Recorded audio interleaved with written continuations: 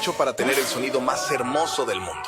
Lexuz, la división de lujo de Toyota, colaboró en los años 2000 con Yamaha y juntas desarrollaron el LFA, un superdeportivo lanzado en 2010 con una característica sobresaliente: su sonido.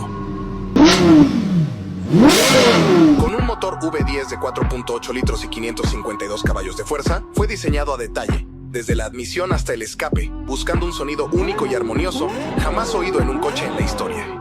Equipado con un sistema de escape de titanio y válvulas ajustables, el LFA emite una sinfonía en cada rango de revoluciones. Limitado a solo 500 unidades hasta 2012, incluso después de más de una década desde su lanzamiento, muchos aún lo consideran el coche con el sonido más bello jamás producido. Escucha este rugido y dime qué opinas en los comentarios.